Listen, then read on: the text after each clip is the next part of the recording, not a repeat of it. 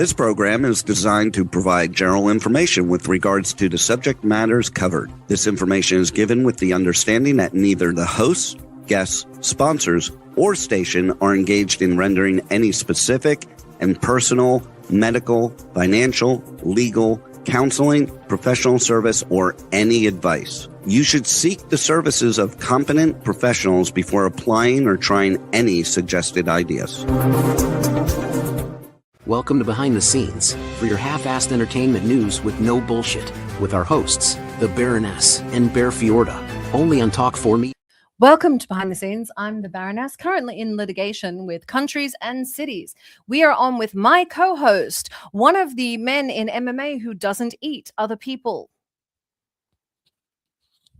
Snuggie The entire opening, I'm so lost. Who are you in? Who are you suing? And who's eating other fighters? That was one of the things we have to talk about. Is a dude that bit off the other dude's ear. Oh yeah, I remember. And it's not Mike story, Tyson this time. It's not Mike Tyson. This guy took a page out of Mike Tyson's fight book, dirty fight book, I should say. Oh, and I didn't get to finish. I was trying to say Cuddle Mix Snuggle Pants. Oh, thank you. Instead of Bear Fiorda, but fine, this is Bear Fiorda. Thank you very much for my name for once. I appreciate that. No, it was a very strange fight, but we can dive into that whenever you want. No, that's the whole point of this. That's why I was talking about that.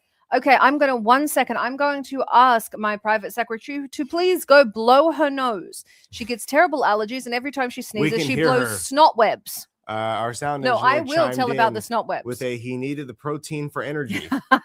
No, it was crazy because the guy, they were obviously having a decent fight. Apparently, someone actually reached out to me and told me that this fight organization is normally a very good one, very clean. They have great fights, good shows.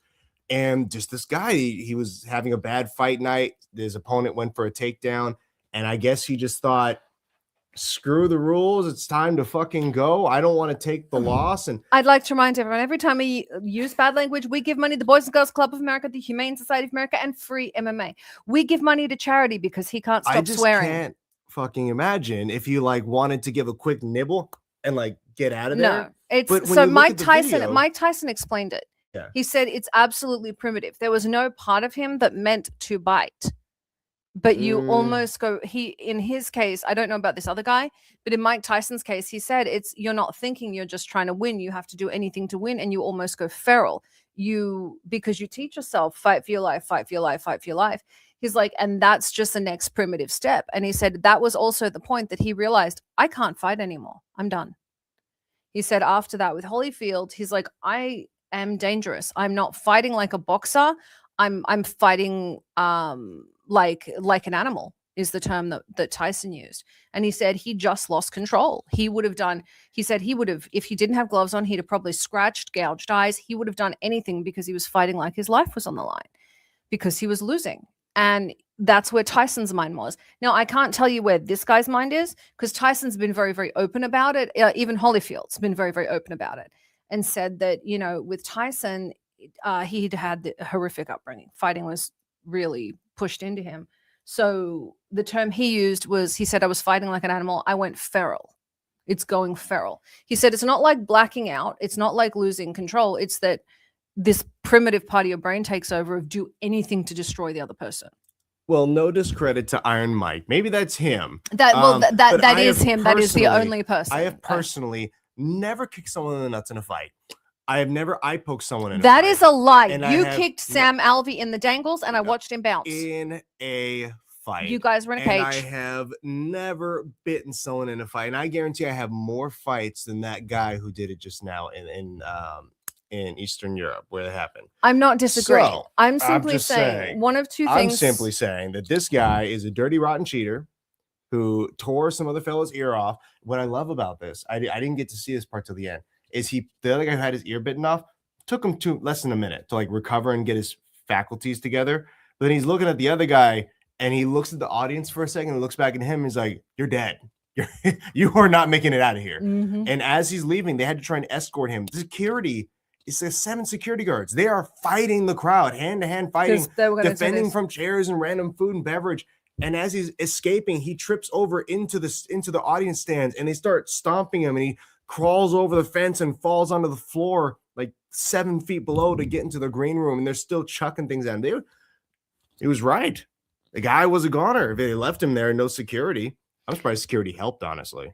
I wonder if they can reattach the ear. I need you to find out. I have reached out to some specialists, and I will hopefully get some information on that in due time. Well, the whole point is, I'm not saying that happened to this guy. Right. I'm saying when Mike Tyson talked about it, he talked about that as one of the low points of his life and career, because he felt like he'd gone from fighter to feral, because he did not in his brain have the ability to lose. And so once he started to lose, once he felt threatened, he reacted like he was going to die. And that's not appropriate in a sport. Right. And that's kind of how he put it.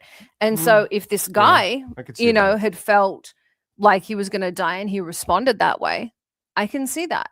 But this guy will be infamous for it. Yes, he will be. He will be infamous for it. Listen, until this guy comes out and gives us a reason that is not an excuse and opens up his own line of gummies with him and the other guy, where they're gummies with the ears bitten partially off. I like that Tyson gives some of that money to Holly. I like that he gives the money to Holyfield too. Yeah. Like I like that that's Mike's Bites. Like Mike's yeah. Bites. But I like that he, even after that, he apologized to Holyfield. Like he was, and it's interesting to see someone that high in their career do something like that and then just be like, oh my God, please don't let this be what I'm remembered for. This is my lowest point. I mean, he didn't exactly look proud of it, to be fair. No, he was the fighter was definitely more like not in a haze. He was still communicating, but he did not look like he was proud of his actions. That's all I can say about Neither that. did Tyson. But I think the question was this a reaction? Or was it a panic choice? It was totally or was a reaction. Or was it for 100%. Or was it for attention? Because a lot of people will do things for attention. Did he? Because I mean, I hate to say it is, but in the social media, in the age of social media, can you really say someone wouldn't do that? Because back in the day, we still talk about Mike Tyson doing it. If what this guy was looking for was a viral moment, he got it. So the choice is, I've seen people freeze in the cage. You've frozen in the cage. I've seen people lash out in the cage. I've seen people panic in the cage, all kinds of things. But the reality is, you may or may not, depending on who you are, react well or poorly. But if your reaction is to bite off someone's ear, you need to handle it like Mike Tyson did. And he goes, I need to back off of this and figure out what is wrong with me.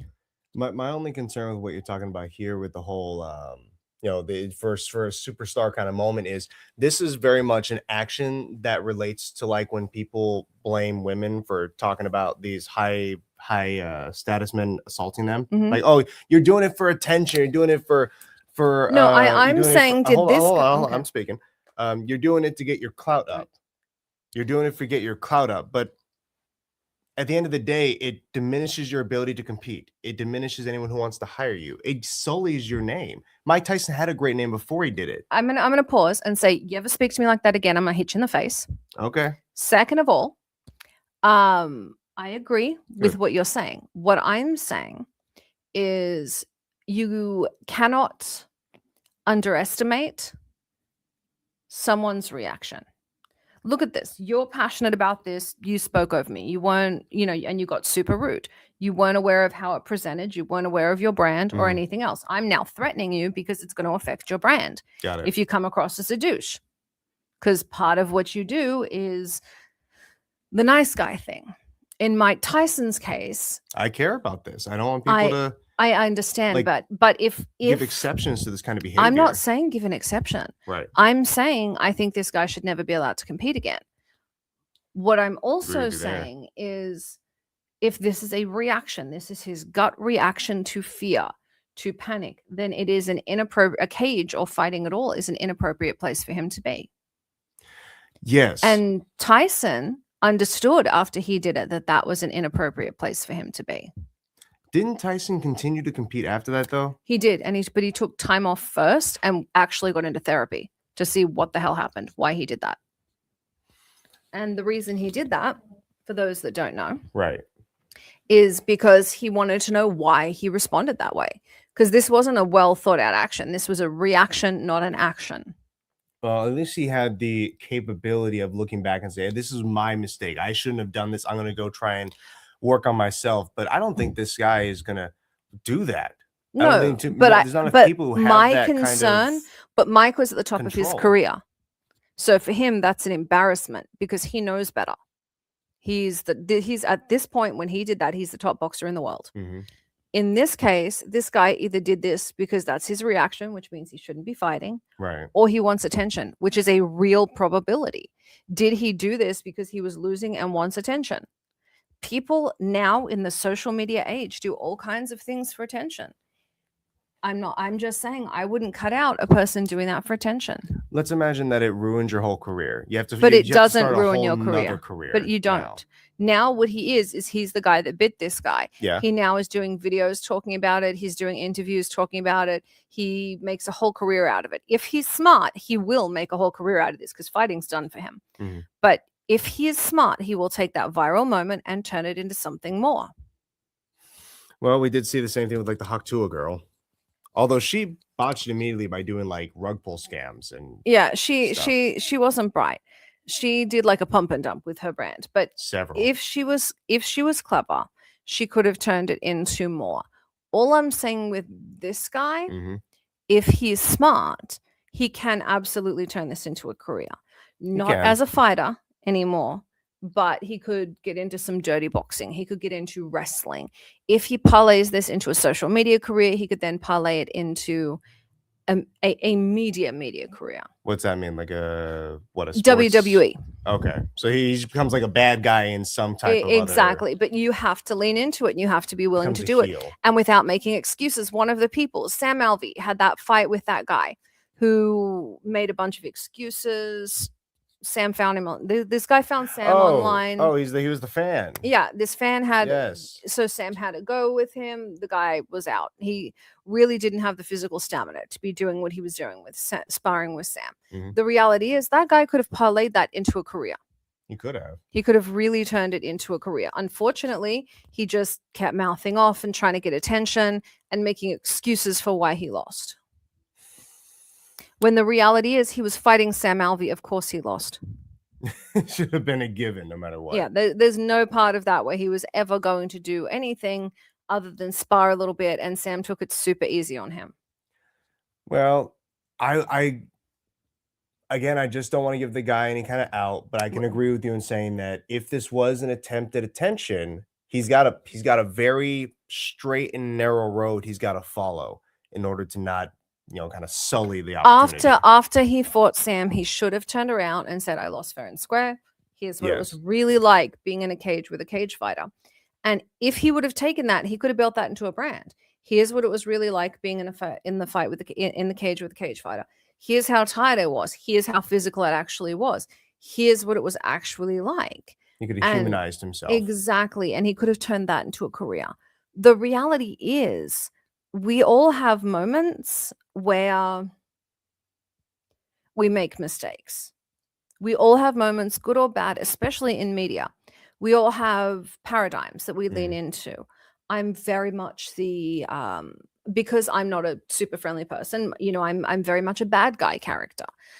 Bear, because he's a genuinely nice person, is a good guy. But when you step out of that road and be human, like you guys saw at the beginning of the show, I'm telling him, because I work on his press side of things, hey, you don't get to be human. You don't get to have that moment of irritation or overexcitement. You got to be the good guy. In this guy's, not be Tom Cruise on a chair next to jumping up and down. Oprah Winfrey. Yeah. If you don't know who Oprah Winfrey is, you're in the wrong industry. I can give you the face. I can give a name. So essentially, I'm trying to cover up from the live stream we got here. We've got blankets. Everyone in our industry has the image that they sell, and you can take your bad moment and turn it into a career if you put the legwork in. That's what I'm saying. See, that's whether intentional or not, he's got the legwork now to do. And the guy that bit the ear, same thing. He could turn this into a career. Oh, that's what I meant. But he's never going to be a good guy. You are always going to be, and by the way, it's much easier to be a bad guy than it is a good guy, because when you're a good guy, any small thing people jump on you for, as you saw. Well, No, I don't think it's worth it anymore. I was going to talk a little more about how he has no chance of ever being a good guy, but I guess you have Mike Tyson, who was able to pivot that. Well, Mike Tyson, but Mike Tyson before that was already a star. He was open about what happened.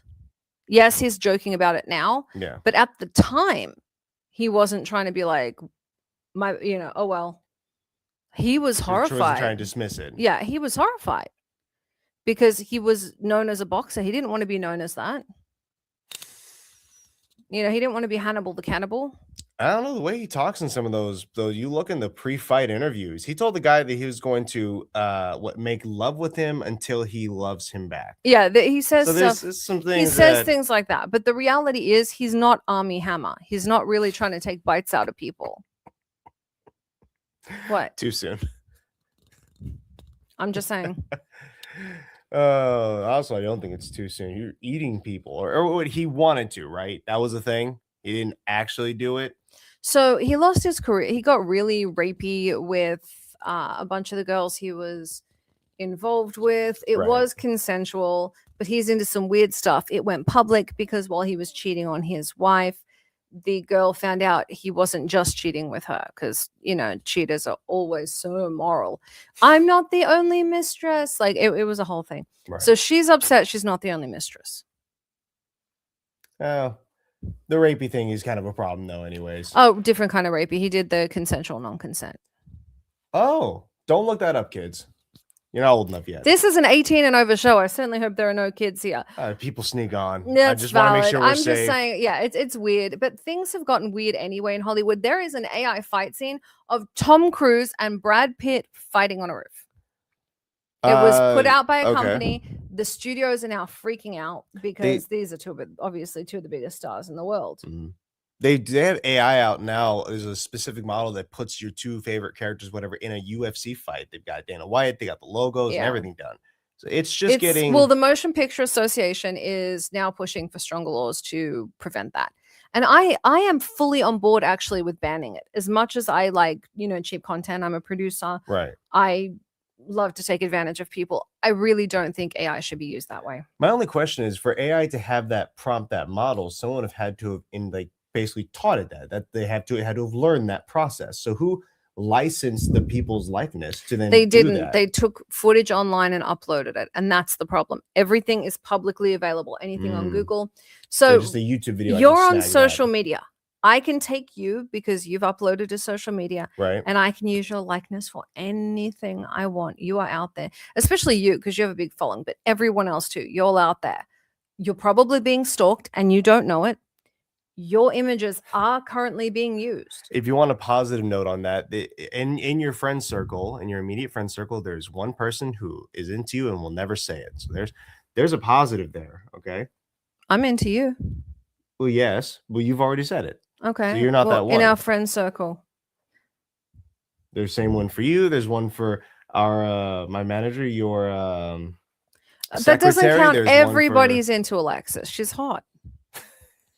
That's ridiculous. Saying, there's always someone out there for you. Actually, given that response, I'm clearly the one that's into her. Right. So it doesn't have to be all negative and stalkery. It could be the reason I was saying that was for safety purposes. Yeah. They always tell you post where you are when you're leaving. I was, attacked because I put out where I was. It's a whole thing. So there are influencers. The Kangrus sisters are in a public dispute with Los Angeles Comedy Club. Over what? Over an open mic night gone wrong. Yeah, if you go to an open mic night, you get what you get. I especially if you're the one performing at the open mic night. That's the whole point. If you have a great show, good for you. If you got a bad show, if you had bombed, that's just a learning experience. We are going to be putting Bear up at an open mic night in Palm Springs, California. I'm going to tell you all when he's going, and we will stream it for you. Oh, good. So I'm going to bomb. This is excellent. Y'all get to see me fail because I'm not a comedian. I will do my best. How long is the segment? 2 minutes?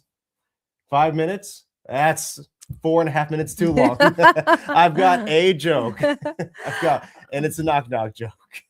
That's not how any of this works. So Bear's going to be doing an open mic night. So my cousin's in visiting from Australia. He's a musician, y'all. If you get a chance to check him out, Kieran Morris. Check him out. Absolutely fabulous. Are you going to make him do it too? Oh, well, he and Alexis went to the open mic night, which is what they found. Now you're going to be doing an open mic.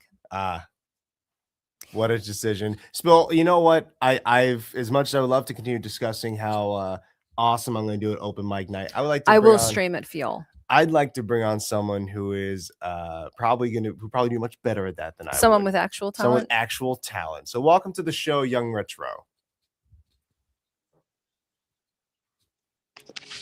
Oh, I think we're muted. Oh, there he is. Found him. Can you see me? I can, and you are sideways. You're a little sideways and blurry there. Now you're just blurry. Now you're just blurry. Welcome to the show. I know, that's so weird why it looks like this. Yeah, I couldn't tell you for sure, but you know what? It works. Yeah, we got you. This is it's a step up. I've scratched my phone up so bad it's not even funny. And I'm trying to fix it. I like licked it and I'm wiping it on things. That sounds disgusting. Trying to do that. I don't know why I do that. Just carry alcohol wipes with you. That would have been much Yeah, better. no, my apologies. It could be my camera or whatever, but I'm here, y'all. It's Young Retro. Thank you so much for having me. Well, thank you very, very much for coming on the show. You want to start with? Well, I was going to ask if you do us a solid here and actually tell the audience a little bit about yourself and what you do. Yeah, so a little bit about me. I am first off, I'm an artist at first. Just first off the hand, I'm just a natural born artist. I've been making music my whole life. Came out with my first mixtape, Too Fresh with It. I was about 15 back in 2006 when Hurricane Katrina was going on. Got introduced with that mixtape. Got my second demo, Too Fresh with It, when I met the chemist. Then from that point, I just started making mixtapes and albums or whatever. So I had about 6 albums drop or whatever. And then I really, really just got super serious into the industry and wanted to, branch out more into like modeling and acting. So I used my music career to basically essentially start me and get my foot in the door, because music was my whole passion, whatever. So I used my music career to basically open up new opportunities. So now I am an actor, I'm a model, I'm a rapper. Yeah, I've done so many shows, and that's me. Ironically, we were talking at the beginning of this. There is a moth. There's a little moth on me somewhere. Bear is terrified of bugs. This is going to go amazing. We were talking at the beginning of the show about people doing this with their career. When I say this, I am not comparing you to the Hawk Tour girl, but if that's what we were talking about, is people taking one part of the industry and parlaying it into another. I love that you're doing that. I love that you went, okay, I'm going to branch out from what I'm doing and expand on that. Why did you move from music I don't know if it's me or you, but I can't hear anything. Is it us? I'll ask our sound engineer. Now I can hear. Oh, okay, good. Now I can. At first, okay. He's cutting out. It's on his end. Right. Okay. Okay. So I like that. Now, we were talking at the beginning about the Hawk Tour girl. I am not comparing them. I'm simply saying that there is an intelligence, I think, in learning to branch out beyond your area. Right. All right. Were you there now? Yeah, I can't. Something just went off and now it came back on. Perfect. Hey, we got you. That's what we're happy about, man. So what made you move? Yep. Why did you decide to move from music into film and television and modeling? Because it's a very, very different animal. Well, honestly, acting was always my passion. I took some acting classes in high school or whatever. I just didn't really know how to pursue it. And I had always wanted to act my whole life or whatever. So I took some classes in school and my teachers used to say, oh, you're great, da da da da, or, keep taking classes, da da da da, So I just finally started taking classes when I got around a lot of my friends who were celebrity friends who've been in movies. They were giving me game, giving me pointers, giving me advice on what to do with producers, how to do it. And so I became motivated even more, even though I was already motivated. I became remotivated to pursue that dream and that career in acting. And I ended up getting basically start hanging around the right crowd, going to the movies, to the events where the producers was at, making connections, building my relationships with all those people, so I can basically try to get my foot in the door. And it sucked because I didn't have a lot to show at first when I was, just had this dream of doing it, So when you're telling somebody that, most people want to see the work or whatever. So right, I had to really just really be a solid, reliable, dependable person, man, and really come through it. Because when I first started, I didn't have anything. I just wanted to just act or whatever. So it's hard to do it. That is the most important thing, though. Being dependable, being solid, that is the most important thing. And it is really, really important. So I do always say with the audience as well, always listen to these guys, because they're doing what half the audience wants to do. Diligence and dependability, that is so important. Now, you came in here with a career that most people would dream of in pursuit of an entirely different career. That is very, very unusual. Yeah, I just, my whole thing was I always wanted to be in entertainment. I didn't know whether it was going to be fashion, film, music, whatever, I just knew entertainment was it. I just always, like I said, always had that passion. Even as a little kid, I would come home, watch BET, watch MTV Cribs or the Rap Basement. I would always be just motivated, and I always tell myself, "Oh man, I'll be on TV one day, or I'll be in that music video one day, or that'd be me on TV in the movie that you're gonna see or whatever." So I would always just plant that in my head as a young age, and always just say, "Hey, that's gonna be me one day." I love that. That is a good goal. My goal was to make $187 million, and I killed it. That's the whole point. That's $187 million. Though I had to go up because now it takes $250 million to make generational wealth. I only ever wanted to get rich. Very, very good at it, but it's nice to meet people whose goal is, something other than money. I respect that. Obviously money comes with the territory when you talk about fame and you talk about Hollywood, but you've had such a wide array in your career. I mean, what was the hardest moment you've experienced in music, or would you say just in Hollywood, across the board? In Hollywood, what was your hardest moment? Oh man, I had so many hard moments. I've had moments where I probably dropped the ball and messed up or something, and felt like I wanted to quit one day, and then had to gain my confidence back and tell myself, "Hey man, you came this far you came this far just to come this far." Like Kim K says, I didn't come this far just to come this far. Like, I didn't do all these years of hard work and all this just for that. So I've had so many encounters. I've lost friendships over my career. I've lost relationships. I've lost just, time with my family, so it's been so much that I have to just sacrifice to just get here, and even like everything now, I sacrifice a lot now. So it's been a lot of hard stuff. I think that's part of the process. Anyone who puts 100% into their career, no matter what it is, they're going to have to make sacrifices elsewhere, because you don't have time to go hang out with all of your friends. You don't have time to start that relationship from the ground up and really cater. Sometimes they get it, but most time when they hear the whole, I got to go to work instead of meet your parents, I got to go to work instead of go on this dinner date, I'm sorry, you planned this 3 weeks ago, they need me last minute to be on set. But that's why it takes a special person to get that. It's why people in entertainment tend to date other people in entertainment. It is very hard to get near somebody who understands, look, I know we planned this trip, but I'm out. Or I know we have this thing, but I'm out. I had a friend whose wife went into labor, and they called him, and he was young actor at the time. And he's like, I just got called to be in AI with Spielberg and Will Smith. And she's in labor, and she looks at him and she's like, get the fuck out of here. There you go. Like, she's in labor. She's like, if you don't leave, I will divorce you. Because anybody that knows me, anybody that knows me, they know I put my career first. So I'm just the same way. I don't care whether I'm wherever I'm at, I'll just stop doing what I'm doing and go run over there like full speed. And they're like, dude, that's it. And I'm like, well, dude, my career comes first. Yeah. That's it. But you got to find that partner who in labor would be saying to you, why are you here with me, not with Will Smith and Spielberg? You got to find that partner to get it. Yeah, and that's and I exactly loved. why I'm single now. Yeah, but that's it. Well, I loved her response to it. Her response was, "I'm having a baby.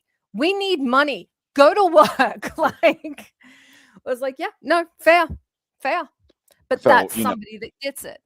yeah, I tell a lot of women, like, just, when they date me, or, when I'm talking even in the talking stages, it's like, hey, this is going to be a lot. Sometimes I may not even be able to answer you. If I'm on set working for 12 hours on set, I may not answer you for 14 hours. And now you're thinking, well, you're on set with this other girl. Who are you with? Yeah. No, I'm on set working. Yeah. I'm on set focused in my zone. I'm zoned out or whatever. So I always tell them it's just a lot being with somebody in the industry, period. It doesn't matter whether you're acting, rapping, it's all just time consuming and so many hours into it. So you have to be a secure person and not an insecure person. And, you have to be able to have that confidence in your other person and trust as well. That's That it. does make a You huge have to have difference. shared goals. I think something that people miss a lot of the time is with your friendships, with your relationships, doesn't matter what kind of relationship it is, you have to have shared goals, because even in friendships, you're not going to be able to maintain friendships if your friends don't understand that your career comes first, and they need to not only respect it, but encourage it. I have very close friends that if I was skipping something, I was supposed to speak at Comic-Con, I was sick as a dog, I was throwing up, absolutely ill. I could barely stand up. Alexis, who I work with and is one of my closest friends, she's like, all right, we're giving you a B12 shot, a nausea, and I'm going to strap you into a corset. Try not to puke on stage. And she's physically putting me on stage because it's 100,000 people. And if you miss that once, they're never inviting you back to Comic-Con. Oh, yeah. So your friends are either the ones going, hey, you have this speaking engagement, or you have this, or you have that, or you have a concert. I'll hold the bucket. You have to make it. You have to make it. Yeah. Like I remember Bear, I'd had a miscarriage, and Bear had a fight the next day. He was up all night in the ER with me. And then the next day, he lost that fight very badly. But it's about what you do for your job. You have to be there. You have to show up. Exactly. And, even as you said, single or do it on your own for so long, you've done incredible things. Are you kidding? You've he just made every girl watching this turn around and go, so single, you say. But you've done incredible things. You came up with your own genre of music, actually, and you kind of spliced in hip hop and pop. And while I understand that being an innovator does have its perks, it's tough.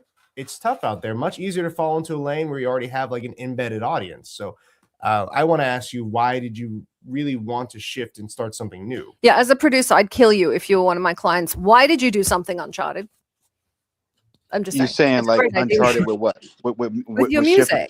Like an uncharted territory.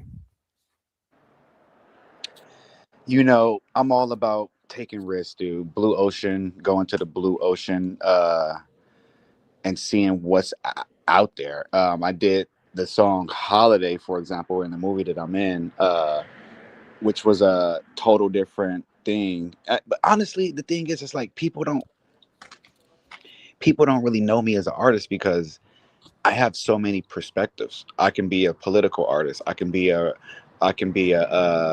club artist. I can be a influencer artist. I can be a community artist. I can be a activist. Well, to be clear, your publicist sent us a statement that said no politics, and I'm afraid of her. So we're going to listen because she terrifies me. That's fine. Yeah. I was like, I'm very afraid of Angela. Shout out. Rapper. Yeah.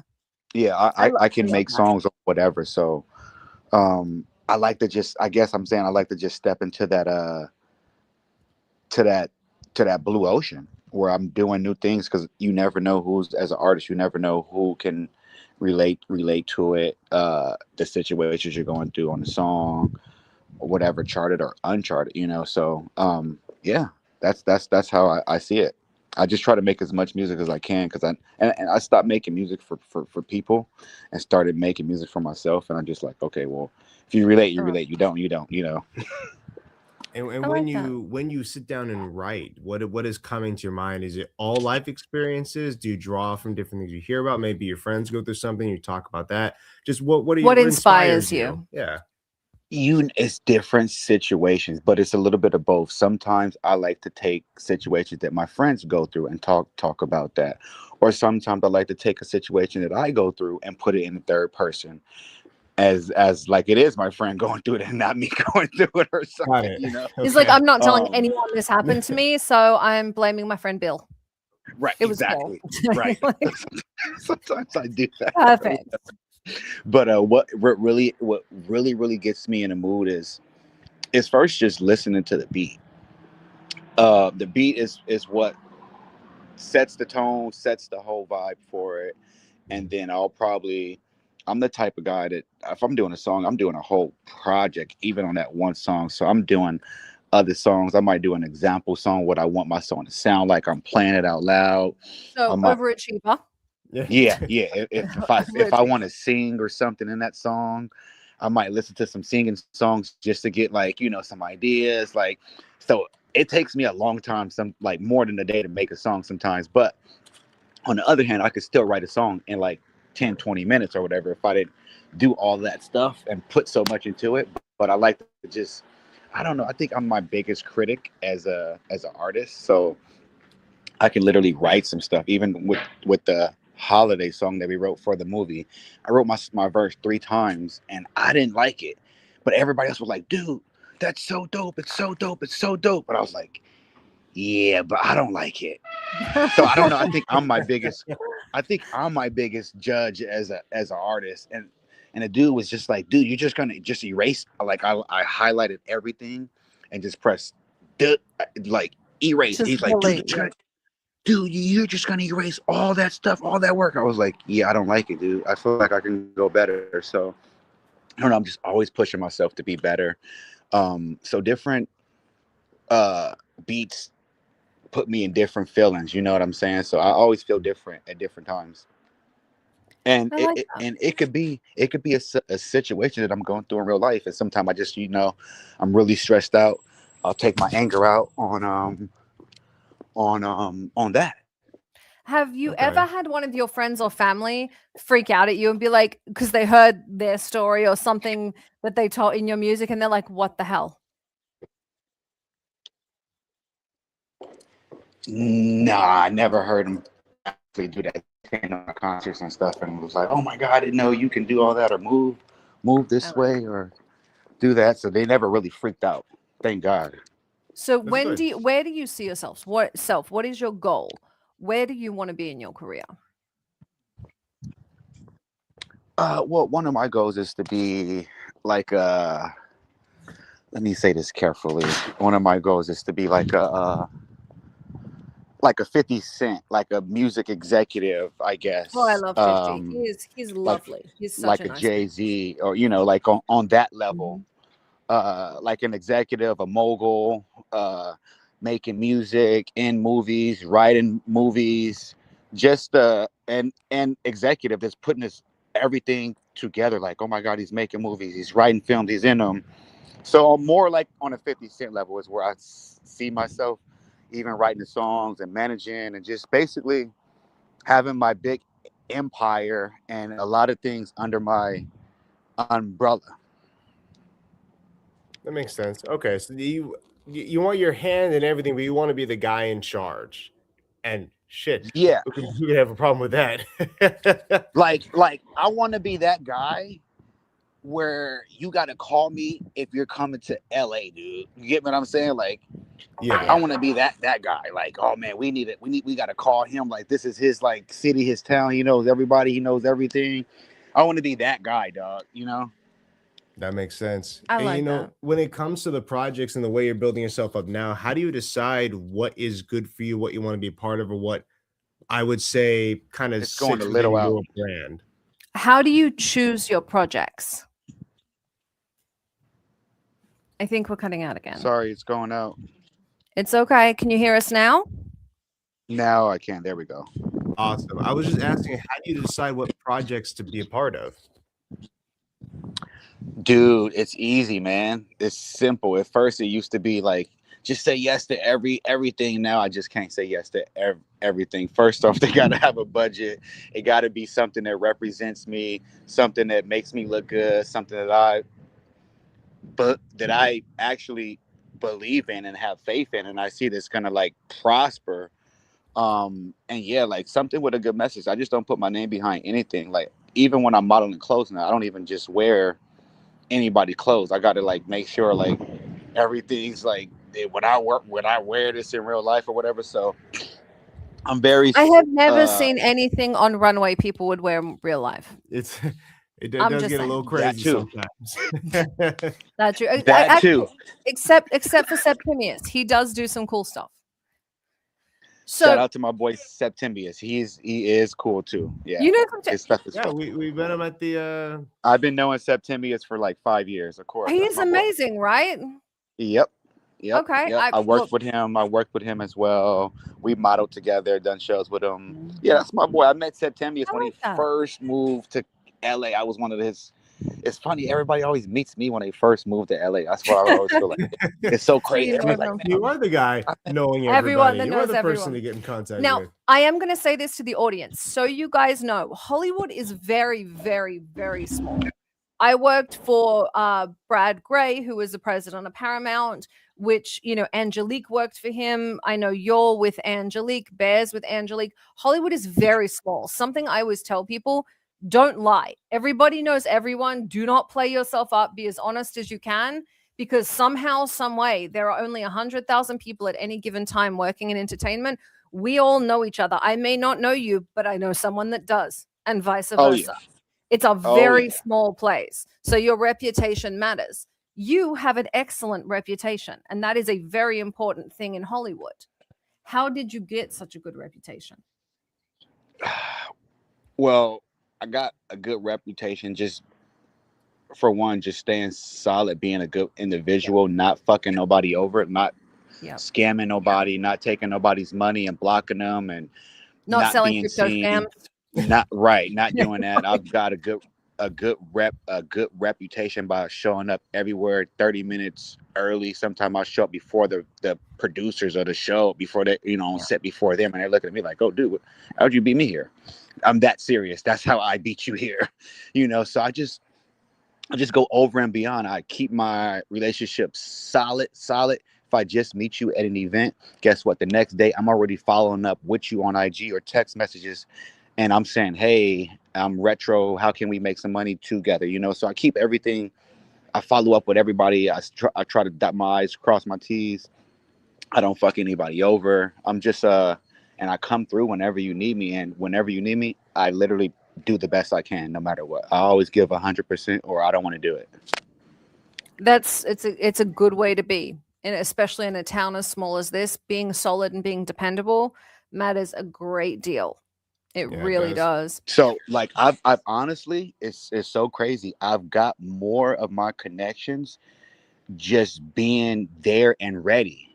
Like somebody else like missing out on their connections, or like saying they couldn't make it or whatever, and me just being there on the spot and just being ready at that moment. That's how I came up a lot. I'm gonna say this other to people the audience. would really have the other people would really have the opportunity, and they would just blow it, and I would just so happen to be there and ready, and it would be given to me. I'm going to say this to the audience. He's right. He's 100% right. My job is funding. I fund TV shows. I fund projects. I fund the directors. I fund the producers. Reliability is the most important thing, and no one ever talks about it. Because if I'm making a bet, and that's what I'm doing every time I fund a film, I am betting on these people. Somebody that is reliable is the most valuable thing you can be in entertainment, is reliable and safe. Just straight up. So you really, I get it. And I think people really don't talk about the importance of that. I love that you're saying that to the audience. I think that's really important. Yeah, that's the honest truth, how I really came up and got my name. I was just being there, being ready on set, whether it's a show, a movie, whatever it was. I remember the first time I did my movie, I was actually an extra, and I got moved up just because somebody else didn't show up or whatever. So I ended up getting in line. They're like, "Oh, how did you know that? Did you know the producer?" I go, "No, he did that on his own. He chose to just pick me out of everybody. I don't know that." And everybody was convinced that I had knew the producer, and I was like, "No, I'm just here ready to work." So I just stay ready, so I don't got to get ready. Like I just always like I said, I show up early. I'm like, I will say this one thing my coach in football taught me in high school was we was always the first on campus and the last one off, and we was the first one in the weight room and the last one out. So I do that. I apply those same techniques to the industry. I'm always the first one there and the last one to leave because I love it so much. I don't even want to leave. You get me? Yeah, no, I love that. Absolutely love that. I think that's, as from a producer standpoint, you are my dream, because you're a good bet, and every project is a bet. And as I'm listening to you, I can't help but wonder, you've done a lot already in the industry, but you're also still pursuing further in your career, and you clearly are a great, reliable, kind of standout kind of person. But what you do is going to impact everyone around you. It's going to impact people who you don't even know about for years to come. Oh, did we lose you again? I can't hear you. It's staticky. Got it. Okay. So what's the question? Short. Well, the question is just what kind of impact do you want to leave on people who are outside of the entertainment industry? It's still staticky. Okay. What legacy do you want to leave? What's your legacy?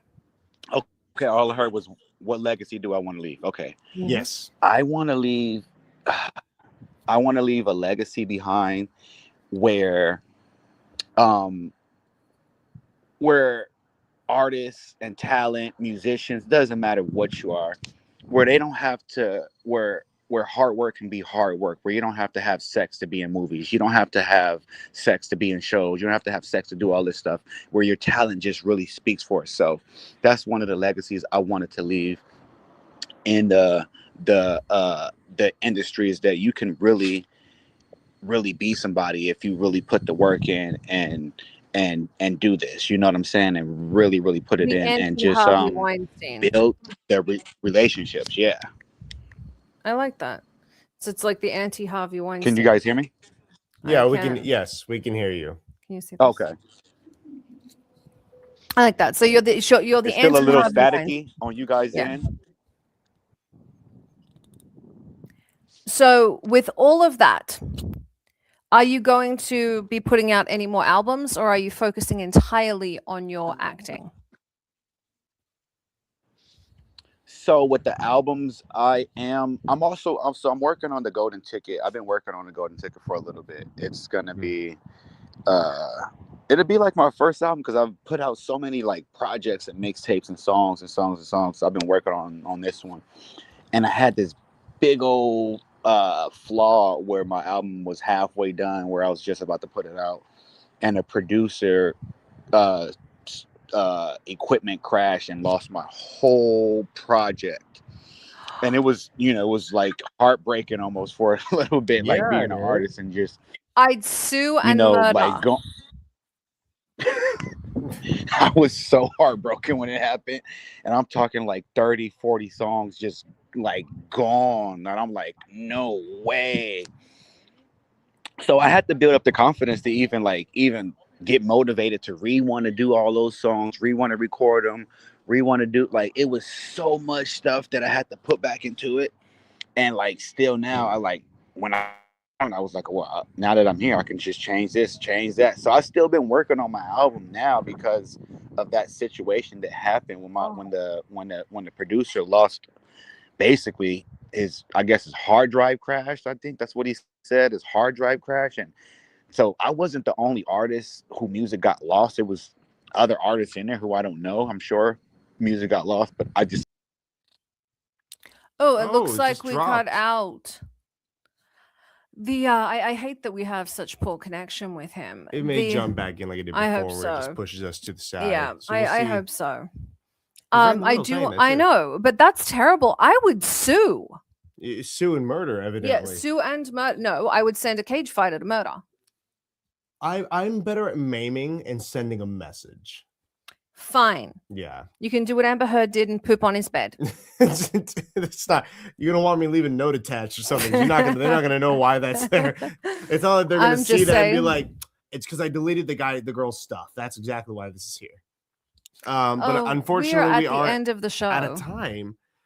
I feel so bad. We cut out. I Unfortunately, do want to get him on again. I know we had a terrible reception, but I like that. Guys, thank you very, very much for joining us. I know this was kind of choppy today, but that's the industry. It is. And it's a live show, so we got to kind of roll with the punches. And thank you all for rolling alongside us. I'm the Baroness. We are on with my co-host, Snuggy McFuzzy Pants. Mr. Doesn't bite off people's ears. You're right. Bites off other appendages. And I don't kick...